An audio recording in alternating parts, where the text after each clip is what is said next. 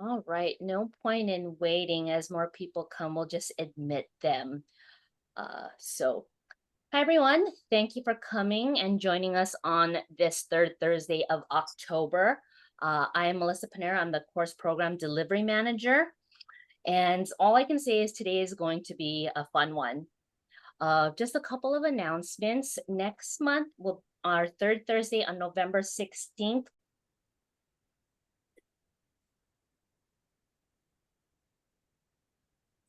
all right, no point in waiting as more people come, we'll just admit them. Uh,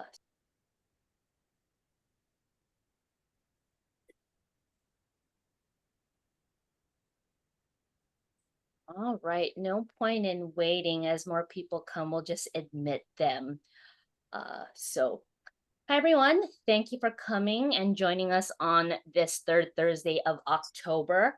I am Melissa Panera, I'm the course program delivery manager. And all I can say is today is going to be a fun one. Just a couple of announcements. Next month, our third Thursday on November 16th will be on marine debris. So mark your calendars, but you'll also get an email if you signed up to receive emails after this webinar. Okay, so sorry, I can hear the room. Okay, first things first, if you have any questions, if you look at the bottom of the Zoom, there's going to be a Q&A button. Click on the Q&A button and then you can type in your questions there. There is also the chat feature, but it might get muddied up with other attendees, putting their comments or other questions. So to ensure that we don't miss your question, I would definitely click on the Q&A and we can answer it at the end of the presentation. So just make sure you can see the Q&A button on the bottom of the Zoom interface. So let's get to what we came here for. It is my pleasure to introduce NDPTC instructor SMEs Bronley Mishler and Kyle Nelson.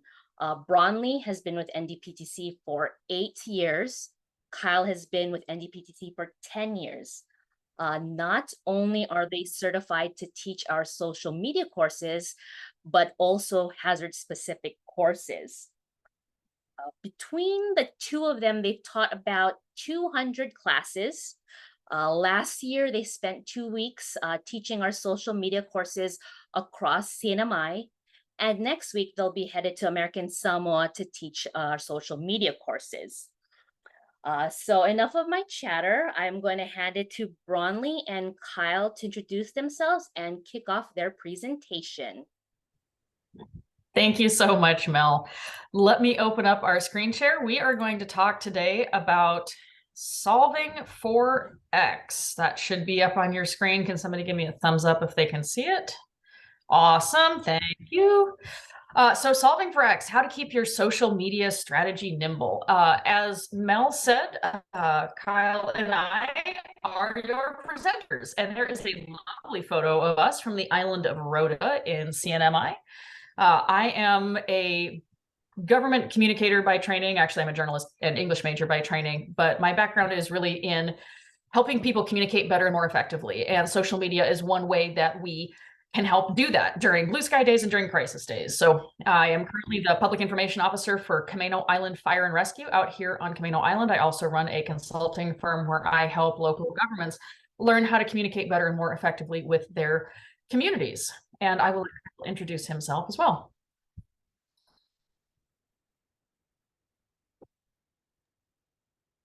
Hey, thanks so much, Bronley.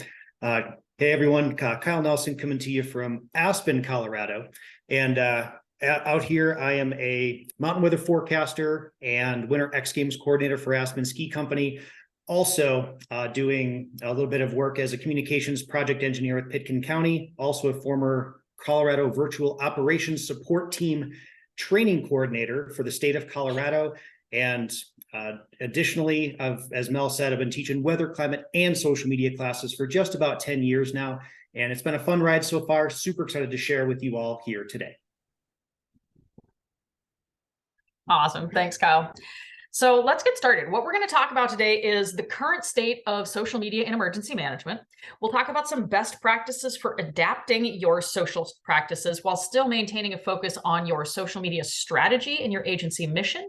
And then we'll do a very brief case study that focuses on Nimble social media in action. So I will turn it over to Kyle to talk to you a little bit about the current state of social media in emergency management. Yes, indeed. Hashtag SMEM. For those of you that have been around for a while, right? You might remember that hashtag in its heyday as we went on through the late 2000s and into the 2010s, right? Hashtag SMEM, social media and emergency management. So let's take a quick rewind, a quick little trip back, if you will. So if you'll think back with me, MySpace 2003, Facebook 2004, YouTube 2005, Twitter 2006, right? These platforms that truly, as they emerged, continue to impact and greatly change the social media landscape. And fast forward to just 10 years ago, 2013, with the Boston Marathon bombing.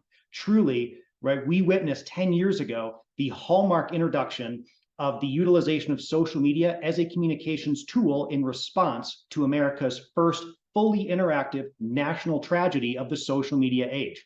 If you'll remember, as that case progressed and as the manhunt progressed, the updates were being shared in real time on Twitter by Boston police, not via press conference, right? When that last subject was captured, it was the tweet that rang around the world, right? Captured, the hunt is over, the search is done, the terror is over, and justice has won, suspect in custody. It truly changed the entire dynamic and the thought process of emergency management and public safety agencies and how they shared information on social media, and also how the communities, our communities at large, came to expect us to share information as public safety agencies and emergency management agencies.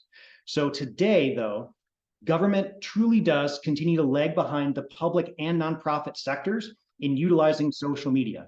At the local level, implementation has been described as haphazard and still to this day, non-existent for some, where in reality, local emergency management offices and public safety offices alike, they just don't have the resources that many of our state and federal partners do. They don't have the depth on their bench of their social media team, perhaps not the expertise or the training for all the different facets and the technologies, the tools, and then the strategies that people are employing within their social media conduct to have good social media presence.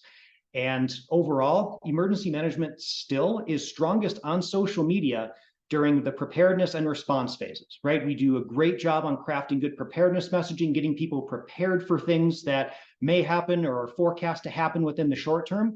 And then in the response phase, when things are going and people are coming to us for information, they thirst for information, they thirst for knowledge, and we're here to help fill that role as professional public safety communicators.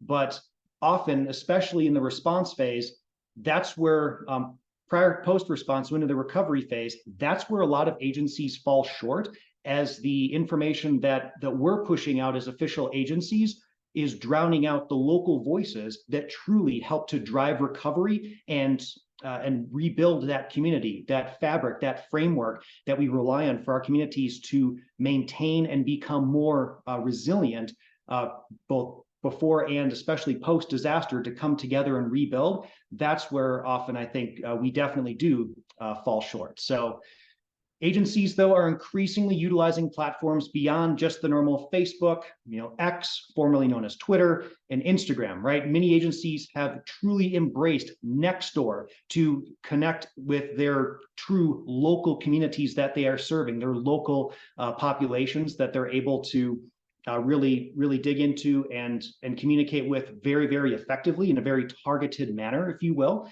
as well as other platforms to engage with different age ranges of audiences, and folks with different backgrounds, including perhaps Snapchat and YouTube, right? Think about those short format videos, or how engaged we can be just watching a YouTube video, how we can get lost and an hour later we're still there. That's what many of our agencies are starting to gravitate to in order to maintain and communicate with folks and connect with folks on those levels. But ultimately, though, we still have a long way to go in the emergency management space and the public safety space in terms of improving our accessibility, dependability, interactiveness, and the timeliness of the information we share.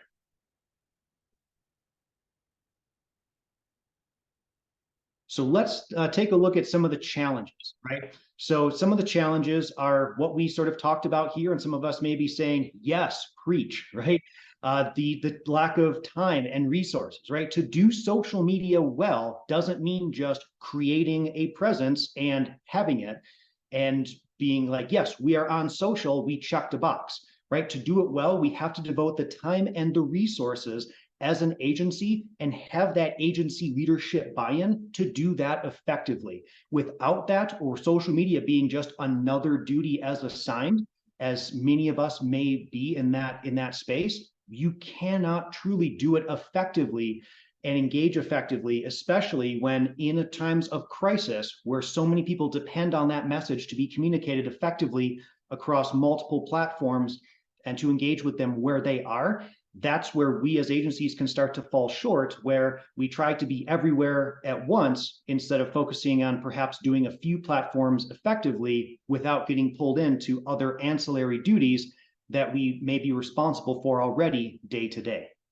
Additionally, we can have either a lack of policy on what it means for us as an agency to operate on social media, or perhaps those policies are too overbearing.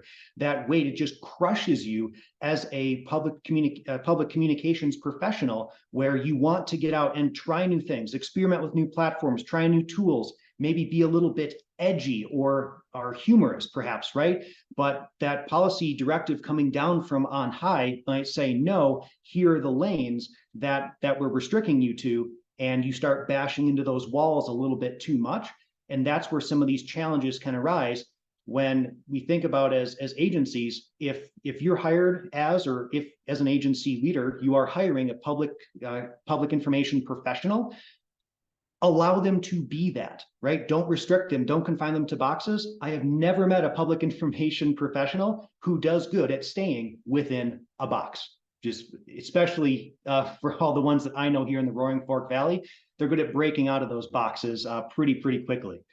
Additionally, as we have to compete with other voices on these platforms as well, that can be sources of misinformation, right? Where information that's being shared is false. Sometimes that's being shared by us as accident, but it's not created with the intention of causing harm, right? So that's misinformation.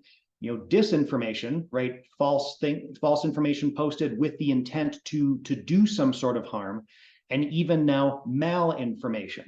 And malinformation being information that's posted which is true or based on fact, but is used out of context in ways like phishing, catfishing, doxing, or even swatting incidents.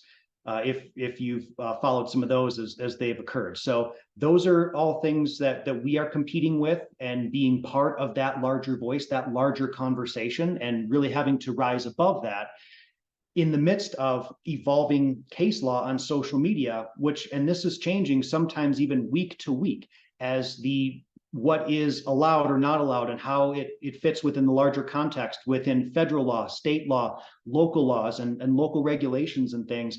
This can be a big challenge to overcome for a lot of us, and why we may have to have, we do have to have those uncomfortable conversations with our agency's legal representation and our agency leadership to truly say, hey, here's what we want to do on social. Here's the policies that we're looking at creating. Are we really allowed to do this, to say this, to take these actions? Why or why not? And again, those conversations will be uncomfortable, but they have to be had, especially, for example, within the state of Colorado, coming up next summer, there's a whole new statewide accessibility law going into effect. And that is all state and local agencies, and really raising the bar and setting a very high mark as to what our agencies are required to do in order to make sure we're sharing information in an accessible format. That's something that if folks are not looking out for that, they're not planning for it, they can be caught off guard and can land them in some very hot legal water. In the context of all this, we also have a changing expectations of our communities, right? As time goes on, it's people, as they receive information, or they receive an alert about something bad going on in their community or about something their agency is doing, right? They seek to confirm that. They want sources of confirmation. They may not just believe it at first glance, and so they're expecting to receive that alert, that message, that notification from multiple sources, confirming sources. And truly, right, our publics are realizing, and I hope we are as agencies too, that the press release is a document of record, not a document of breaking news, right? Media partners, our public at large, and even our partner agencies, if something big is happening in the community, you need to be talking about it and what your agency is doing about it, or people will be having that conversation without you, right? Better to be at the front of that and leading that conversation than having to play catch up or dispel rumors along the way. And ultimately, there's a lot of ongoing research still, but recently there's a lack of it. We did a bit of a literature study before this, and we really ran into some challenges on finding good case studies, and not just that, but good research as to the use of social media in emergency management. It was a huge topic of research, heavy research in the mid to late 2010s, but that's since dropped off. And so there's a lot that we still have to learn, a lot of lessons to be learned, but there's a lot of research that can still support that over time. Hopefully, we can start seeing more of those studies come out from our academic partners. All right, thanks, Kyle. So that kind of wraps up where we are now, which is we're making progress. We're getting in the right direction, but we still have a lot of work to do, a lot of research to do to get everybody kind of headed in the same direction. So what is a social media strategy, and also why do we care about a social media strategy? Well, for those of us like me, who is a public information officer and a communication specialist, a social media strategy and a communication strategy in general really helps us focus on generating that useful, usable, meaningful, relevant communications with our audience in mind. You know, we're not just putting something out on the Facebook because we needed to put something on the Facebook because it's Thursday. We're saying this message is going out because it supports our communications goal of transparency. And we have posts that go out every other Thursday that let people know how they can find information on our website, for example. You know, we're really trying to meet the needs of our audience while at the same time meeting the needs of our agency's mission. And it helps us stay focused. A social media strategy may lead your agency, for example, to come up with a social calendar where it helps organize your messaging such that maybe it's Monday is a day for fun facts, Wednesday is a day for sharing pictures of your community in action, Friday is a day to talk about new initiatives coming out, something like that, that really helps you stay organized and focus on quality over quantity.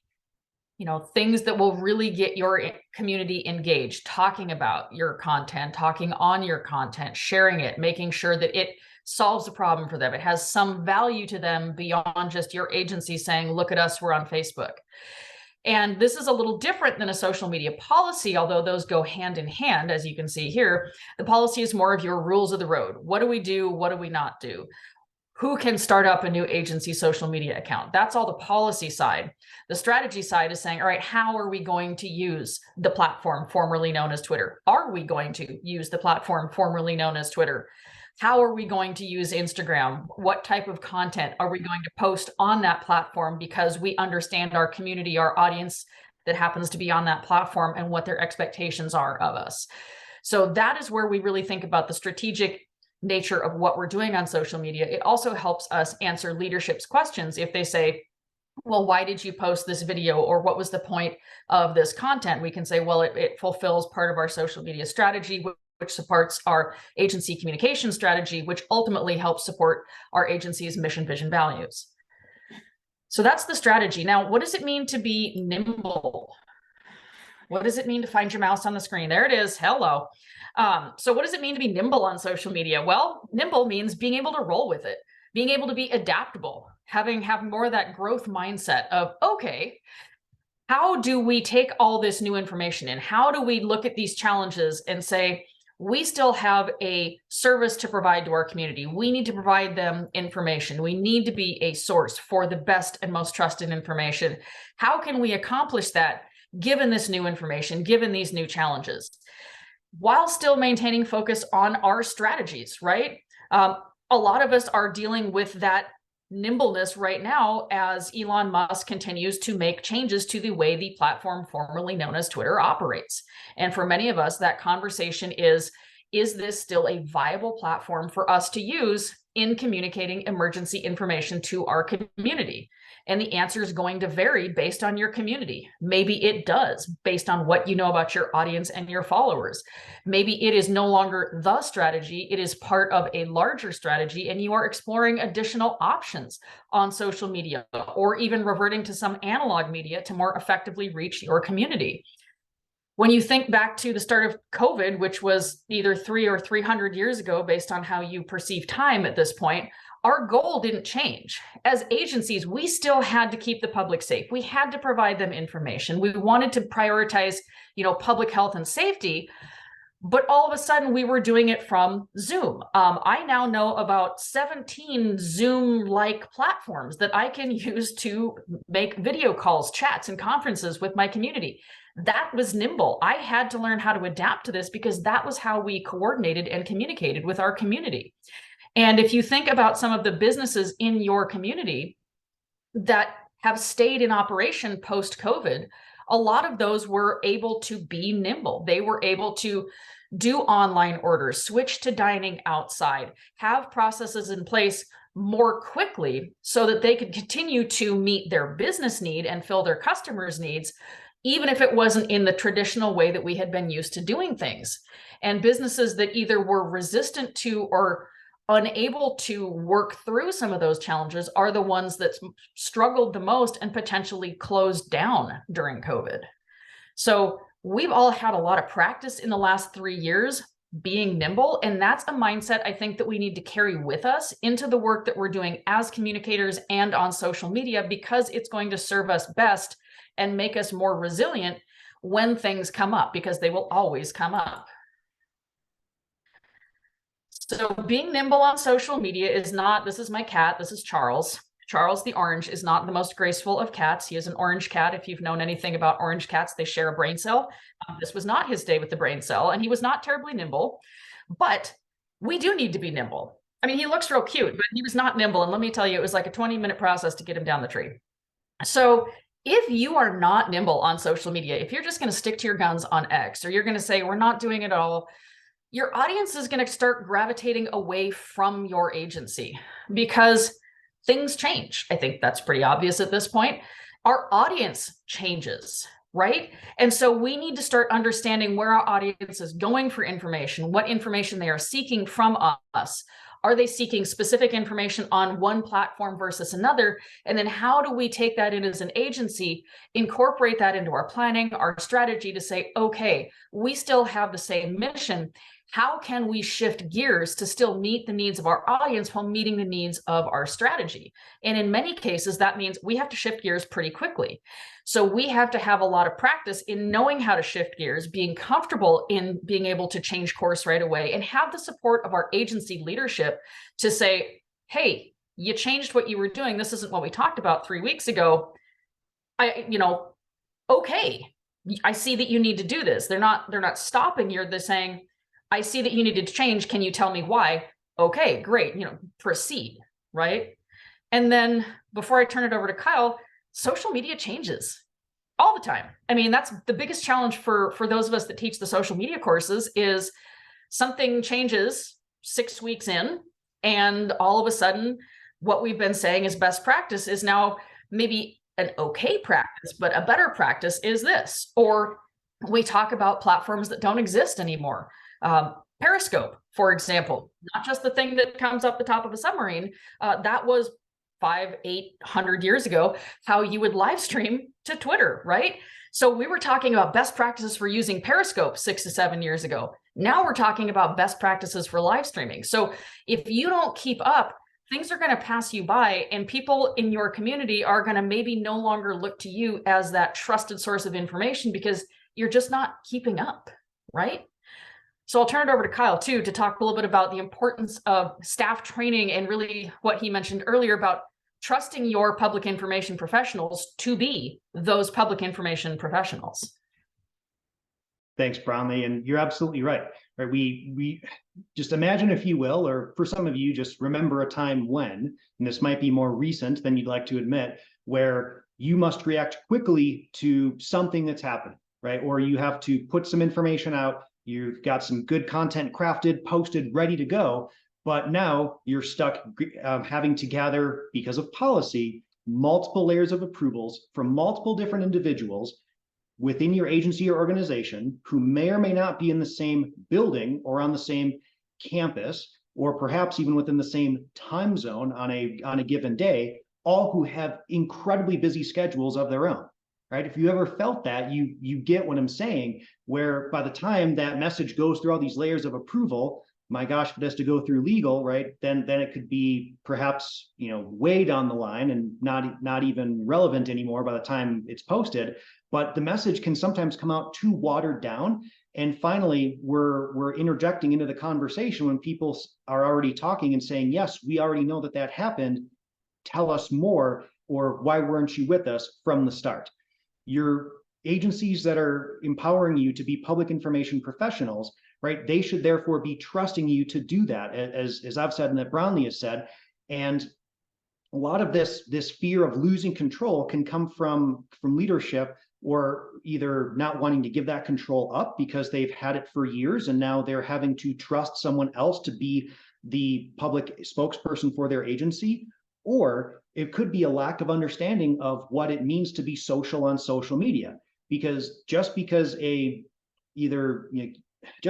agency leadership individual has an account on some social media platform does not mean that they get or understand social media, right? Those of us that have been doing this for many years know that it is so much more nuanced than that. And truly, I believe public information is as much of an art as it is a science to do it well and to craft effective messaging, right? Because our public information officers, they aren't a communications tool in the toolbox, but they are expert users of them, right? You can have all the tools that you wished for, right? Think about your agencies, like me, say on ski patrol or on a local fire department, right? We have all these tools, these different apparatus, things with flashy lights that are a lot of fun to drive around, and all the tools that exist on them. But if we don't have trained individuals to utilize those platforms to do the work that our agency fits within its mission, vision, and values, then that's just what it is. It's another tool. And if we can't use it effectively, that's going to become very obvious very quickly to our audiences. So real talk, to kind of round out this discussion here, is that emerging incidents and planned events, they don't follow established plans. I hope that's not a surprise to anyone, but they just straight up, they don't, right? So we can have all these steps and checklists and everything else written, but no plan truly survives first contact with whatever event or incident it is. We are reliant upon the fantastically well-trained and well-seasoned public information professionals in our agencies to adapt and be nimble on the fly, right? In order to craft these responses and things in real time, so that we can adapt as things change, as our environment changes, as whatever the incident or event throws at us changes. Because not only is it an expectation of your agency, but it's an expectation of the community that your agency serves, right? Because your agency, especially those with public safety and emergency management, you are responsible for protecting and the communities that you live in, and they very well may depend on your ability to be nimble and flexible when the time comes. And truly, without a plan in place and solid training and comfort with these platforms and crafting effective messaging, right, just without a plan, PACE still applies. So PACE, right? Primary, alternate, contingency, emergency, right? We may have gone through those steps before, but in crisis, that acronym still applies. Panic, anxiety, chaos, and emergency, right? We don't want to be on that end of things. We're getting a lot of great question and answers in there, some of which I'm typing answers to. I'm sure Kyle will pick up for me here. And one of the ones that came up, Mary made a good point, is isn't redundancy an important part of being nimble? And it absolutely is. Bear in mind, we have like 40 minutes here. We could go for a full 4 hours and very much nerd out on social media, but implementing Nimble in your social strategy really does involve having that redundancy. It's not on this slide because, again, time constraints and room. But one of the things that I talk about when I teach PIO classes, I teach PIO classes for FEMA, is to say, yes, all of the content and all of the information you are creating for social media is still good content. If you had a massive power outage, how could you translate the digital to the analog? The graphics that you are creating for social media, can those be turned into something that is printed and physically posted somewhere? You know, what is your backup plan if social is no longer social? If you don't have power, you don't have internet. Having those backup plans as well allows you to be nimble, kind of like we talked about those businesses transitioning from, okay, I guess we're not doing in-person dining, we're going to work on takeout, or we're going to work on outside dining, you know, a lot of those different ways. And it's that what ifing, it's that wargaming in your head of like, okay, what could potentially go wrong? And what are all the ways that I could adapt and overcome? So being nimble really starts with, and this is going to address one of the questions that came up in our Q&A as well, understanding your online and in-person community. How do we know what social platforms our community is on? There are a couple of different ways we do that. I like to be old school. I like to go up and physically talk to people and say, hey, are you on Facebook? Where do you get your information? Where are you looking for? What platforms you're active on? You know, if you look up how to put tire chains on your car, are you going to YouTube for that? And then a lot of it is testing and iterating. We look at Pew Internet Research as well. They've done some really great studies that talk about by rural versus urban, by gender, by demographic segment, the platforms that these people tend towards. And then we really see if that's right for our community. If it looks like we are just not getting the level of engagement or interest on a particular platform, we might reassess our strategy, or we might reassess what their expectations are from our community. So when we think about our community, the thing that I like to remind folks is that everybody is not your audience. Yes, everyone is your audience, but your audience is more than just everybody. It is small business owners. It is parents of young children. It is retirees. All of these people have different needs, have different interests, and have different ways to find information. So if you can start cultivating methods to most effectively reach those people on social, that's how you're being nimble. And like Kyle and I have mentioned a few times, we need to be empowered to act. If you have given someone the authority to post on social media, you have empowered that person to act as the spokesperson for your agency. So you need to make sure that they have that support and that training so that they can do that effectively and articulately within the bounds of the mission, vision, values, and the communication strategy of your agency. And it's also important to note, just because you have a personal insert social media account here does not automatically confer upon you baseless knowledge or all of the knowledge of the world, right? I have an Instagram account for my cats. Does that make me a trained professional in using Instagram for the government? Not necessarily. I understand how the platform works, but I don't necessarily have all of the strategy behind how we're doing it for the government to meet specific communications objectives and benchmarks. So when we are building social media policies, those big P policy rules of the road document, it's important to build in some of those flexibilities. Like, hey, maybe you do need to explore new ways to engage with your audience online. Maybe there's a new audience segment that you need to reach out to. In order to do that, you want to lean into Instagram Reels, and you need to be able to be flexible enough to allow your employees to do that within reason, with good rationale, with good planning. But it shouldn't take 6 months of jumping through hoops and talking to your legal team and going back and forth before you can do it. That kind of stymies innovation. This is going to sound a little crazy, but leaning into AI.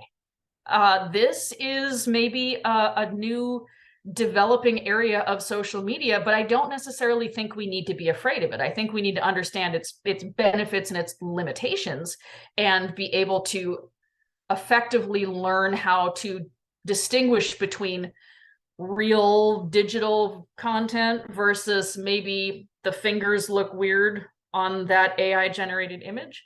But there are ways that AI can act as a force multiplier in saying, hey, we need to create some talking points for a public outreach plan about preparedness kits. And I would encourage you to think about ChatGPT and other AI text tools less as the internet doing the work for you and more like you're just outsourcing it to a copywriter. If you would hire a copywriter to help you do some of this work, you can start leaning into AI to do some of the work, understanding that at the end of the day, it's still up to you to verify, vet, make sure it is your appropriate agency, vision, voice, values, all of that good stuff. But I think there is a benefit in using it on social media, and it's another way that allows you to be a bit more nimble. And accessibility, I think we've hit this before a few times, but between the web content accessibility guidelines, Section 508, any of the federal requirements, we're reaching our whole community. And we mean our whole community. I said everybody is not your audience, but your whole community is your whole community. And that includes people with access and functional needs challenges. So if you are not making alt text, captioning, transcription, sign language interpretation a habit and a part of what you're doing on social media, you are missing out on a huge segment of your community, to say nothing of making sure that you have culturally appropriate images, references, and certified translators and interpreters to make sure you really are representing and engaging all of the populations in your community, not just those that you can reach by speaking English or typing a text box on Facebook, right? So very quickly, I know we've got a lot of question and answers, and I want to make sure we have time for that. So we're just going to talk a little bit about how COVID-19 was our case study in being nimble. And man, that ran the gamut, didn't it? Some agencies just pivoted right away. Does everybody think of Friends when we say pivot? Some of us pivoted right away, and we're like, all right, things just got real. This is going to get really interesting. So how do we do remote? How do we do virtual JIC? How do we make this stuff work? Right? Apparently, if you look back at research, there's research on COVID now. How terrifying is that? About 98% of marketing teams, these are usually business marketing teams, changed strategy in the first month of the pandemic because you had to. It was different. The audience you were communicating with was no longer going back and forth to work, dropping kids off at school, going to the grocery store, taking those trips out. All of a sudden, we had an entirely new dynamic of being home in front of our screens all the time. And some of that was good because we got more eyeballs on our content, but in many times it was problematic and brought up new issues because people were doing their own research, and you can take that however you would like. We had virtual happy hours, right? And then all of a sudden, all you wanted to do was not see a bunch of faces in boxes on a screen. You just wanted to see a warm, living, breathing human, right? And live streamed events. We did a lot of in-person interviews. We no longer did press conferences. We did live media interviews on Zoom and learned that in some cases, virtual backgrounds, they did not work. They made things very awkward. We just had to change entirely how we communicated to this really digital, all the time environment. And we learned, like I said, all of these new conferencing platforms, all of these things that we hadn't planned to do, like learning about WebEx or Adobe Connect or some platform called BlueJeans or GoToMeeting or Teams, or how do I have a virtual joint information center to make sure we're still coordinating and getting information out on social media while at the same time making sure that we have enough support to effectively do social listening to hear what our community is saying so that we can then create proactive messaging to go out and respond to those concerns. So I'll turn it over to Kyle to take it from there. No, Bradley, I think you hit it really well, and some of that challenge, right? And I think of here from COVID here in Pitkin County, we very quickly recognized the challenge that COVID was presenting in all the different facets that you've covered, and we stood up a hybrid, both in person and virtual joint information center team, and we being nimble really looked at and said, what do we need to be doing differently as professional communicators? And yes, I was functioning more in the planning section and the situation unit leader role, so more on the monitoring and data mining for information. But as I was getting that information in, this feedback from the community, I was passing that to our public information officer, our lead PIO for the day for that particular shift. And they were using that information to adapt their strategies on the fly. They pooled together the resources and the expertise from across city and county governments and other departments, where everyone had something to bring to the table, some type of skill set or idea or thought that said, hey, here's how we can do this better. Here's what I can contribute, because ultimately we ended up being stronger together. But we had we use Slack to collaborate, but we had a very strong framework in place to integrate that surge of expertise and resources. And that's something I encourage you to have as well. Is if you throw up the bat signal, right, and you say, hey, I need help, be ready to integrate folks. How are you going to collaborate with them, and how are you going to divvy out those responsibilities, or perhaps knowing very well and being truthful with yourself, what do I know how to do very well, and what do I need help doing, and be willing to accept help and welcome help in those areas.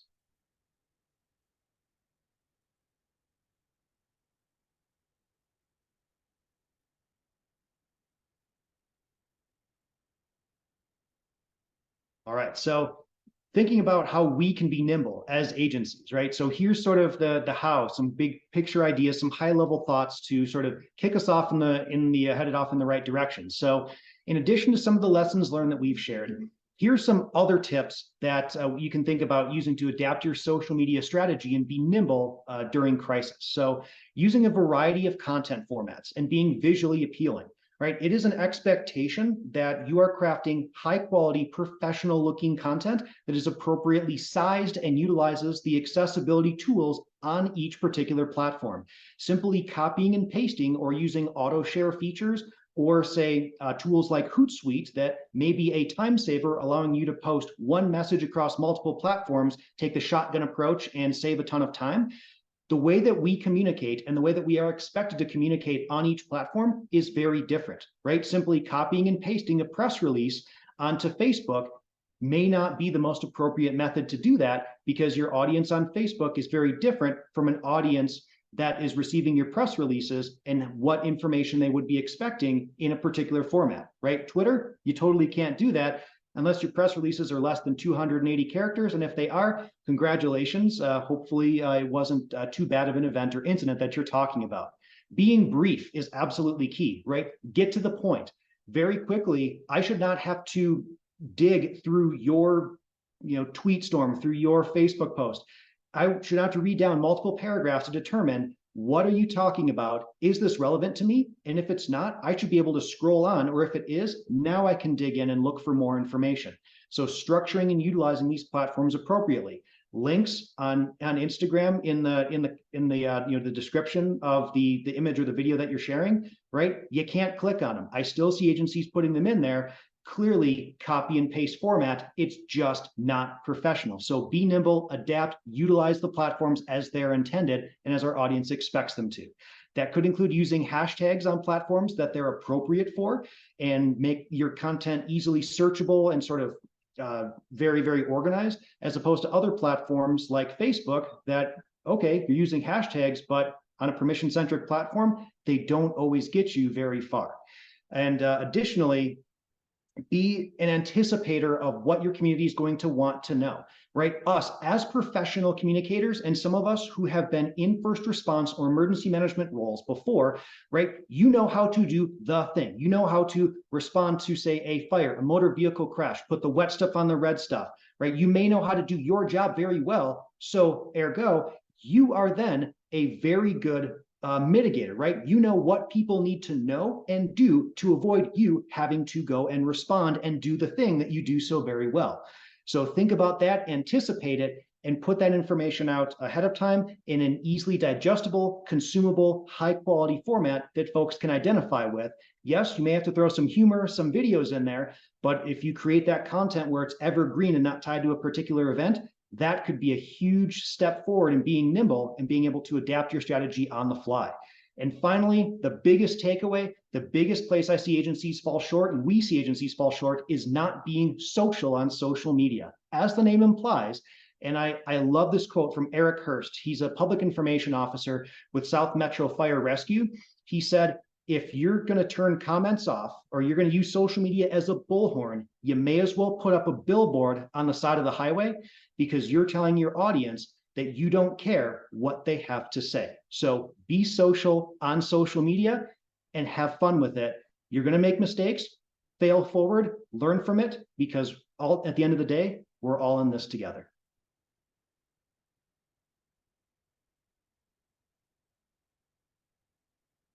And so that keeps us in a growth mindset, right? We want to be in an environment where we are trusted to do good within our agencies, but we also are in an environment where it's safe to experiment, safe to make mistakes, safe to try and say, hey, we probably won't do that again, or hey, this resonated really well with our audience. This post performed better than another one on this platform. Let's dig into why, and let's continue to grow and evolve and become that trusted voice, a more trusted voice within our online community and our community at large. So success kit, right? All right, Brownlee, looks like we've got some really, really good questions here. I know you've been typing furiously. I've been trying to as well. Also typing furiously. Do you want to just go down the answered list and then we'll hit the open ones? Yes, let's go ahead and do that. All right, so I'm going to hit on Monica's real quick.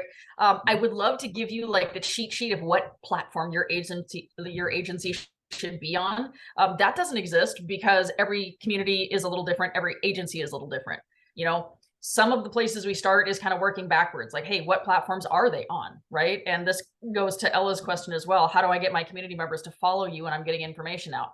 It's the same thing, like who's in my community? My community personally trends to be a little bit older, and they are not really as out there on those new platforms. So I found just through trial and error and testing and iterating that Facebook groups, and Nextdoor are my platforms that have the best return on investment. You may find in your community that those are different. So, you know, like I said, it's just sort of a process of testing and iterating that. We talked about Mary's including redundancy and getting a message to the community. Christine mentioned advice about handling approvals for posts and being nimble. A lot of that is trust building with your leadership. Your leadership should have the trust in you that you should be able to post content that aligns with your communication strategy, with any key messages that you have, without them needing to look over the shoulder and physically rubber stamp every post. If that's not something you're getting, then maybe it's a conversation of like, what's going to help you be more confident in my social team's work? Would it help if I took training, attended conferences, did some additional work so that we could really build that confidence trust between the two of us? During an actual emergency, a lot of that, again, is having that regular conversation with your EOC, your ECC manager, your emergency manager, for them to understand the immediacy of social media and be able to put a framework in place that allows for quicker post approval. And that's something that you may have to test out through a tabletop exercise or through a very small scale drill in which you practice making that approval process better and more streamlined. Some of it is even pre-scripted messaging.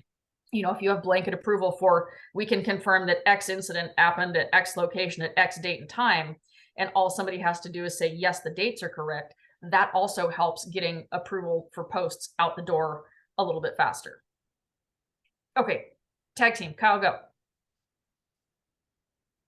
Oh gosh, sorry. I was typing. Keep going, do one more, then I'll catch up. I'll do one more and catch up. Okay. Our anonymous participant, bosses are very into repetition. Yeah. So what I've said is repetition in itself is not a bad thing. It actually is how we learn in many cases, like literally in our brains. And you think about turn around, don't drown. That is a perfect example of repetition in action. It's something that we can say all the time because FEMA has just hit turn around, don't drown so much, but they usually contextualize it in different frameworks for different audiences. So yes, the algorithm, enigmatic as it may be, has a tendency to not like seeing the exact same content 3 times in a row. But because your audiences are different, you can still post the same key message 3 times in a row, like turn around, don't drown, but you can tailor it a little bit differently, tailoring it for parents of young kids, tailoring it for senior citizens, tailoring it for maybe commuters who aren't familiar with your area and it's prone to flash flooding. So you can still repeat the concept 3 times without verbatim repeating the exact same message 3 times. So you still technically are repeating, but you're just focusing on different audience segments as you do that repetition. All right, Kyle, you good? Yes, thank you. I am caught up now. Cool. Trevor asked a great question. He said that typically we try to answer questions and misinformation posted to our social sites. When you discover a post on another page or large community group, should you engage with outside groups in their sandbox and on their terms? And Brownlee's reply, and I really like this, is that it truly does depend on your agency's social strategy, right? And as these different things are discovered, right, evaluating them and saying, is this something that I need to respond to? Do I have the capacity to respond to it? And if so, am I authorized, or if I'm within those community groups, am I in those groups, say on Facebook, for example, am I in those groups as my agency page, or am I in there as an individual? And now I'm speaking as an individual on behalf of my agency using my personal account in these groups. Is that something that I am authorized to do? So that's just one way to think about it. And typically how I've seen this in the past is, as I think back during COVID, right? My team on the dispatch floor, I'm a former dispatcher in Pickens County, and during COVID, during our wildfire, right? One of the things that I did very quickly was I rolled out a whiteboard on wheels, and that was our BS board, right? Or our rumors board, if you will. And as we started to get questions, or people were calling in saying, hey, I heard this, I saw that, and maybe it was from social media, maybe it wasn't, maybe it was from friends or other family members, we were able to, using the resources we had access to in real time, put up rumor and then the fact next to it, so that we could then address those as they came up and feed that to the public information professionals who were working those particular incidents. And one example that I love to share is during the Lake Christine fire, there was a rumor that came up because of the color of the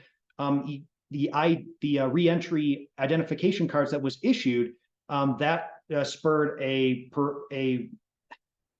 very negative sentiment towards our public safety agencies who were supporting that. And because we discovered those rumors online, we were able to have the police chief go up that evening at the press conference and say, I want to address this rumor that's running rampant. And so our discovery of rumors and misinformation was able to change the entire structure of a press conference for the evening, simply because we escalated that to the appropriate professionals to handle it. Next question here, looking through here, some strategies for using social media with integrated public alert and warnings. So the IPAW system, right? Integrated public alert and warning system. That's sort of the gateway, if you will, to our wireless emergency alert system, which some of us may be alerting agencies for. I know our dispatch center is within Pickens County. The state of Colorado is, and many of our surrounding agencies are as well. But being able to partner with an authority to hyper target and geo target messaging is very important. But you have to remember that that's a completely separate platform. That's an opt-out type of platform where if that alert is sent, you have to construct it effectively. And there's great research on this with a group called the Warn Room. And they are fantastic. I know Rob Dale, Jeanette Sutton, there's many that are working towards doing great research on how to craft effective messaging for that particular platform, that particular tool. It's another tool in the toolbox, but how we communicate using wireless emergency alerts, that language is going to be a little bit different, perhaps paired with graphics on our other social media platforms, as opposed to copying and pasting because of character limits, because of other limitations of different platforms. And also keeping in mind as well that we have to, no matter what platforms we use, we have to be trained and experienced on how to use them. Because how often have you logged in and said, oh, this interface looks a little bit different? Well, if you haven't practiced with it in a while, those seconds can truly mean the difference between life and death for some of your community if you're utilizing platforms to alert and warn them of something coming their way that they need to be ready for.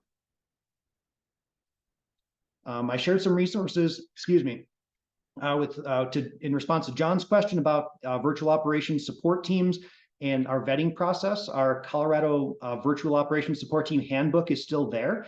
Our team was stood down in 2019 once we trained those skills to the local level of public information across Colorado. But all that is still there. That's free and open for you to use, and that'll be there until the state decides to take it down. And additionally, let's see, Chell asked consensus about the monetization of government Facebook pages, and should public agencies just opt out? Well, that's a question a lot of us are probably asking ourselves, but of course, thinking about what some of those challenges are going to be, but definitely talk with your legal teams and see, is that something that you can do, should do, want to do, right? That's all questions that are a little bit beyond Brownlee and my ability to legally advise you. We're not lawyers, nor do we want to be. Brownlee, back to you. There we go. You'd think after all these years I would know to be not on mute. So I gave a very brief answer to Mia about the best social media management platform. Full disclosure, I have never had money, so I've never been able to buy one. I find that when I am managing a minimal number of social pages, for example, I do Nextdoor, Facebook, YouTube, the platform formerly known as Twitter, and I'm forgetting one. Maybe that's it. Anyway, I'm not managing so many that I need a software to help manage all of them for me. I just have about 700 browser tabs open. But if you have a lot of people that you're managing or a lot of accounts that you're managing, the management platforms like Hootsuite or Sprout Social can be really effective. But which one is the best? A lot of that's going to be up to you. Does the interface work for you? Does it not? You might have to test some out and find out. Todd asked about during a big emergency, disinformation, malinformation, rumors, they spread like wildfire. What's the recommended approach for engaging or disengaging? My kind of rule of thumb is to identify the rumors that have the most potential to cause harm being spread by the accounts or individuals that have the biggest following and thus the biggest likelihood of something going viral really quickly. But what you really need is a team of people, whether that's virtual or in person, who can be those social listeners, those eyes and ears on social to say, hey, we're hearing 2 or 3 people starting to talk about this. We're hearing people starting to comment about this, so that that can be fed back to your Joint Information Center, can be fed back as situational awareness to your emergency manager, so that you can proactively push out information to address that. And having built a team of trusted advocates, whether those are partner agencies or trusted individuals or influencers in the community who can share your agency content from their own platforms and basically act as the community voice of, no, you really need to trust Pitkin County. No, you really need to trust Camino Fire. Here's what they're saying. And they can start drowning out some of those rumors and misinformation just through volume of good information versus bad information. Kyle probably has some good links in his VOST resources about social listening tools and tactics. I would look into SnapMap. That one's kind of a creepy fun one. It's public. It's just Google SnapMap. Anybody who has Snapchat public and can pin their location on a map, you can zoom in on hotspots and see what people are posting to their public stories in fairly real time. But a lot of the tactics is just more personnel, more ears, more listening, and a good solid way to document what they're seeing and where they're seeing it. I'm sure I've missed a couple questions, but. Well, as we've come to the top of the hour, Brownlee, in fine fashion, we've hit almost every question that we have. I know we couldn't get to all of them, but if you just bump forward one more slide, you can see our social media handles there. So you can go and find us, connect with us after the fact. If Mel would be okay, she can share our contact information with all of you as well if you have any further questions to follow up. Thank you for your attendance and being with us. Thank you for your time, and thank you for your great questions as well. It was an absolute pleasure to be here with all of you today. It was a dead sprint, and hopefully we answered some of your questions. Thank you so much for being here. We love talking about this stuff.